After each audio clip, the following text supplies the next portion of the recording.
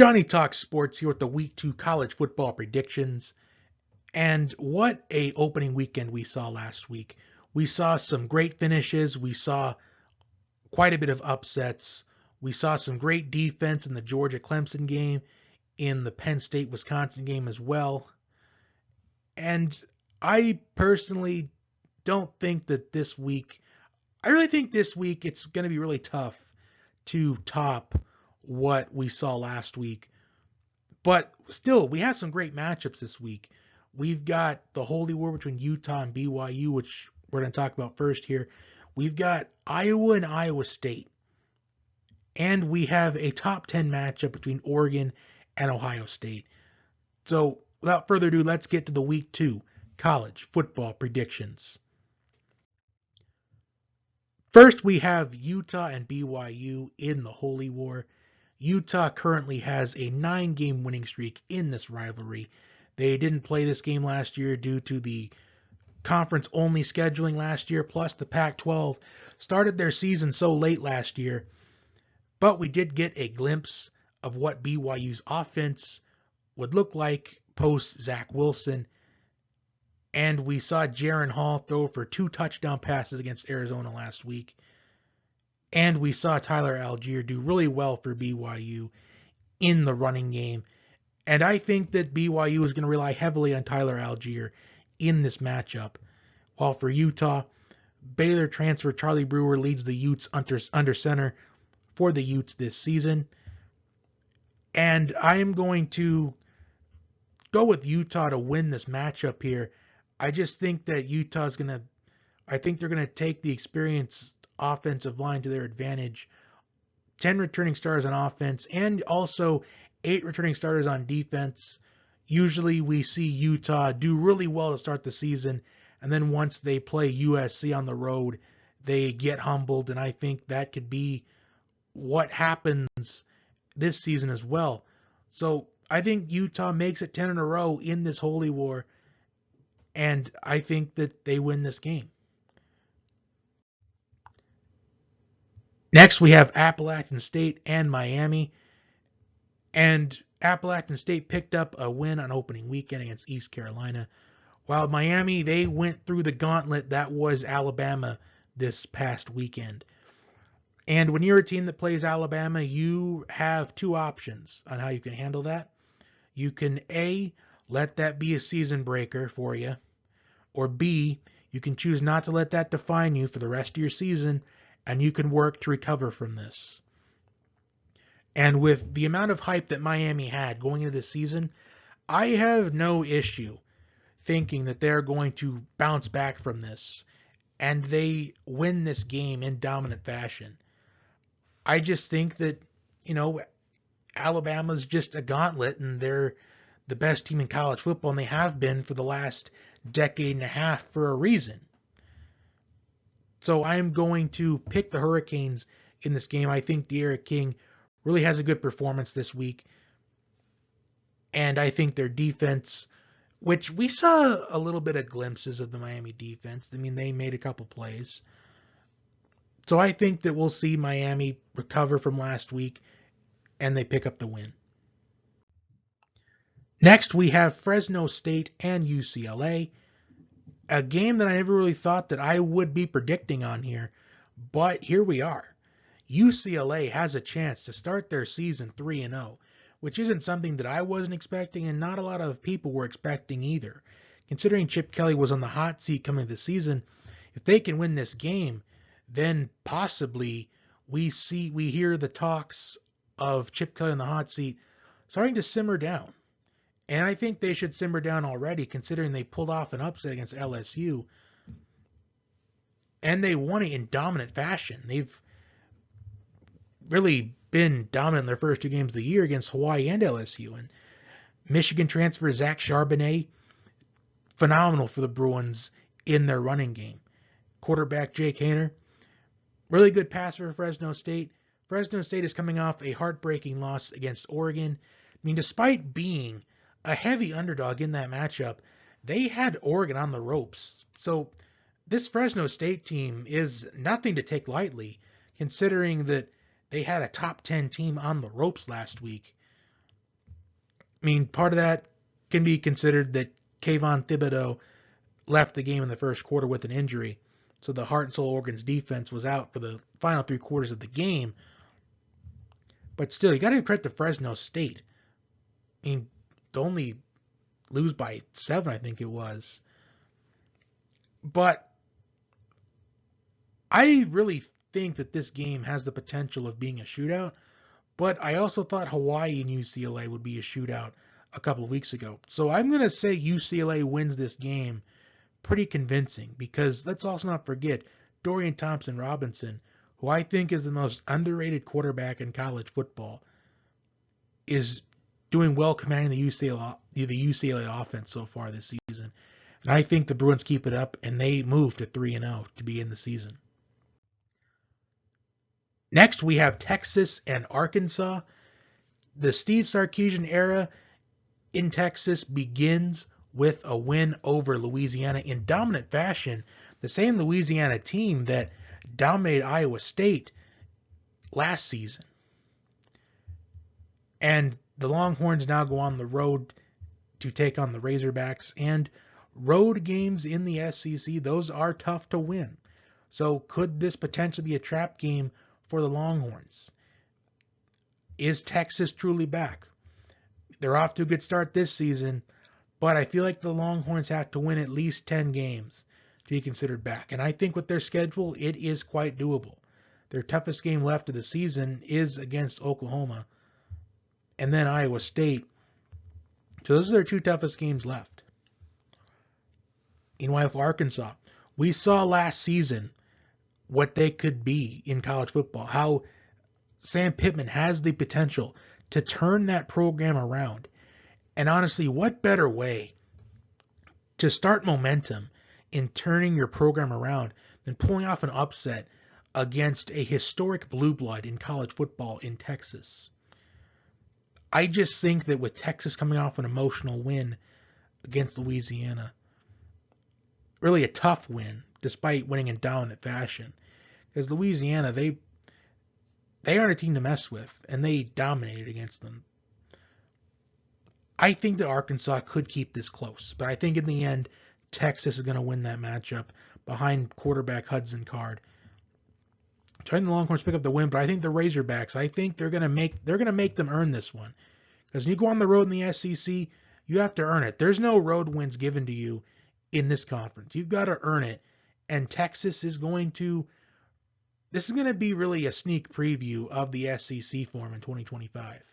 But I think the Longhorns pick up the win. Next, we have Washington and Michigan.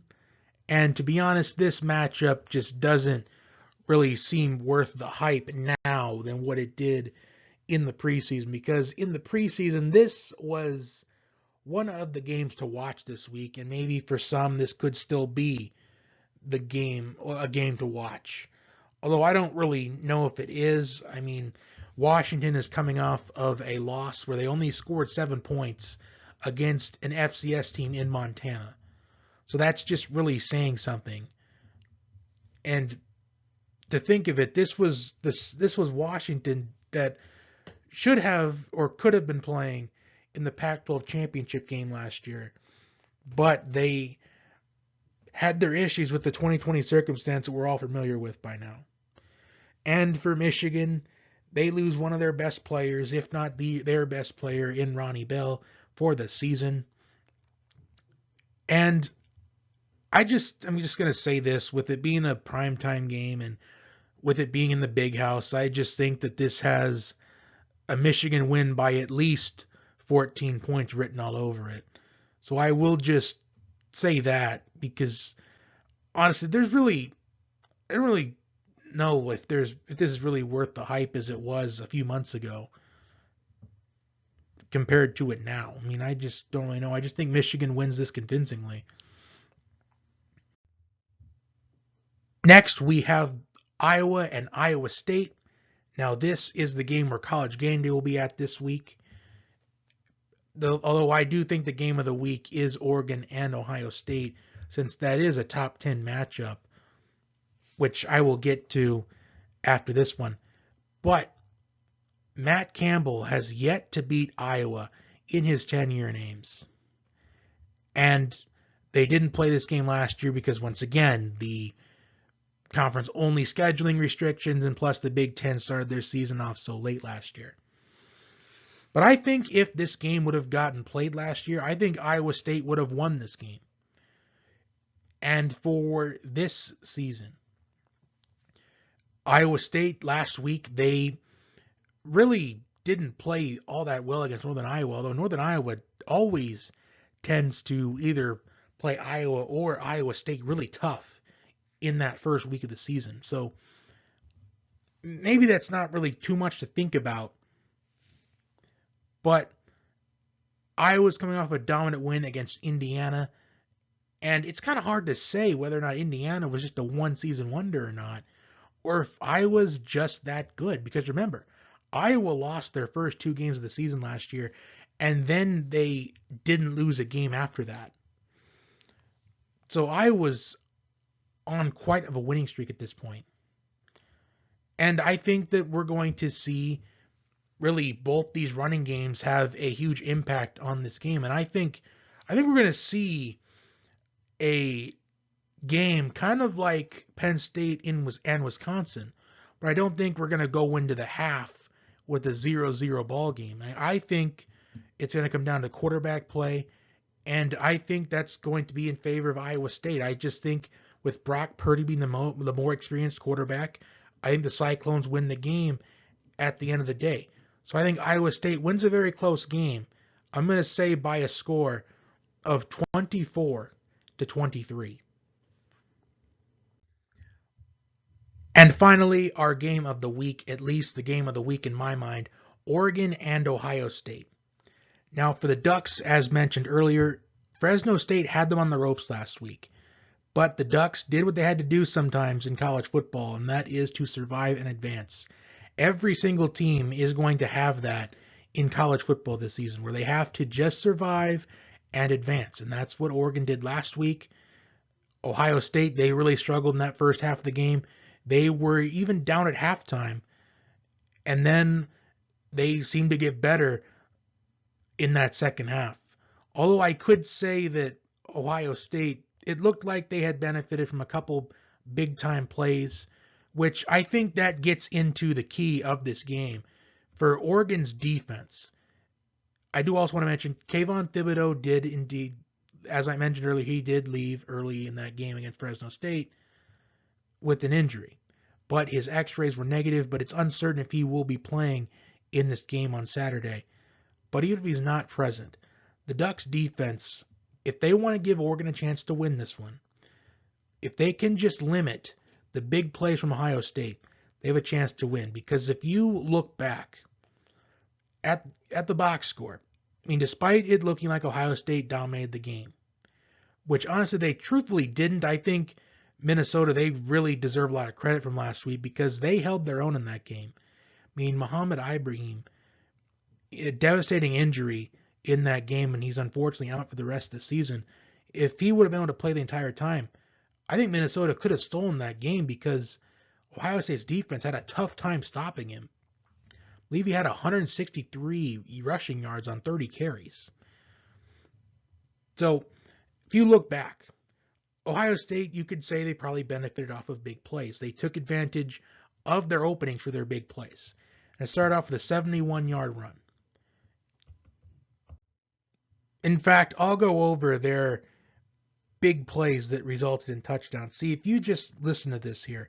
71-yard run. A 56-yard pass. Then we get the fumble recovery, the scoop and score that put Ohio State up by 10. Then after Minnesota made a 7-point game in that fourth quarter. A 70-yard pass. Then once again Minnesota makes it a 7-point game. And then less than a minute later, a 61-yard pass. And Chris Olave had 2 touchdown catches in this game, and including the 61-yard one. And he also had a 38-yard reception for a touchdown earlier in that game. So Oregon's got to really cover up Chris Olave really well as Garrett Wilson.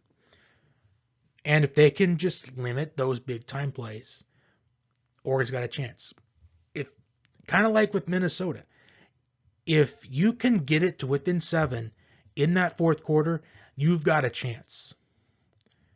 Another way Oregon can win this game is if they have, well, the Oregon has the depth at running back. If they can get their running game going, led by C.J. Verdell, Travis Dye, those two are going to have to be difference makers if Oregon is going to win this game.